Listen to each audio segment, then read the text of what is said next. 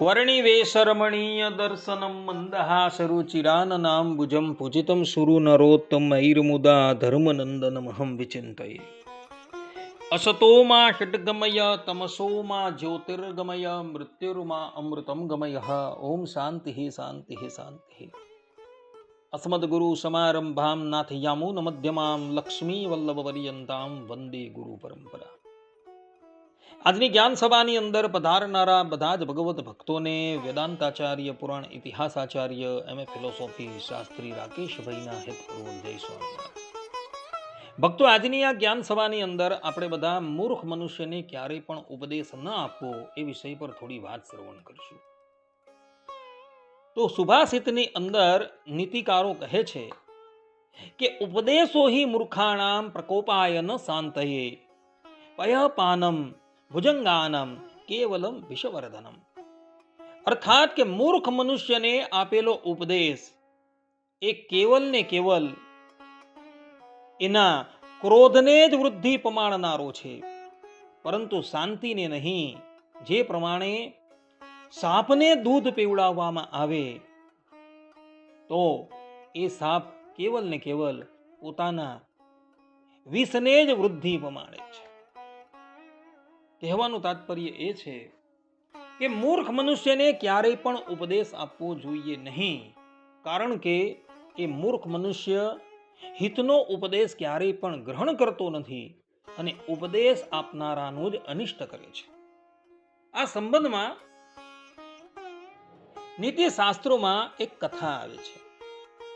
કથા એવી છે કે એક અરણ્યમાં એક વૃક્ષ ઉપર એક ચકલીએ માળો બાંધેલો હતો અને એ ચકલી એ માળામાં પોતાના પરિવાર સાથે રહેતી હતી। એક સમયની વાત હતી, વર્ષાનો સમય હતો। ચકલી અને એનો પરિવાર વરસાદથી બચવાને અર્થે માળાનો આશ્રય લઈને રહેતા હતા। હવે એ જ વૃક્ષની ઉપર કેટલાક વાનરો રહેતા હતા।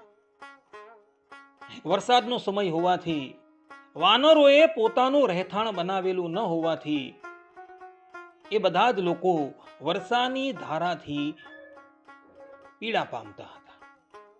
એટલે પેલી ચકલી પેલા વાનરોની પાસે ગઈ અને એના પ્રત્યે બોલી, હે વાનરો, તમે બધાએ પણ આ વર્ષાથી બચવાને અર્થે જો પોતાના રહેઠાણનો પ્રબંધ કરી દીધો હોતે તો આજે તમે આ વર્ષાની ધારાથી પીડિત ન થતે, દુઃખી ન થતે।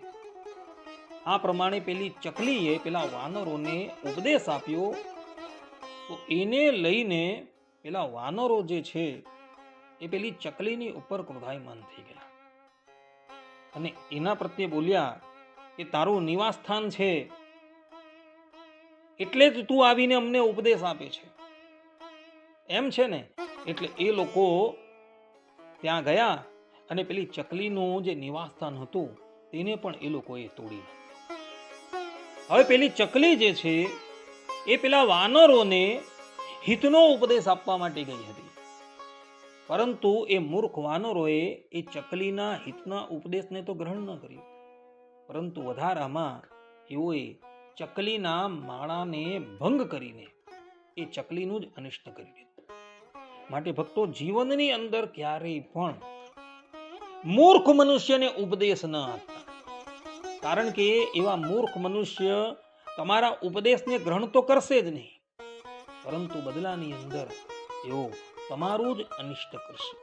માટે બધા જ લોકો આ વાત જે છે એ આત્મસાત કરીને રાખે। આટલું કહીને હું મારી વાણીને અહીં વિરામ આપું છું। સર્વે સંતુ નિરામયઃ, સર્વે સુખીનો ભવંતુ, સર્વે ભદ્રાણી પશ્યંતુ, મા કશ્ચિદ દુઃખ ભાગ ભવેત। અસ્તુ। જય સ્વામિનારાયણ। વર્ણિવેશ રમણીય દર્શન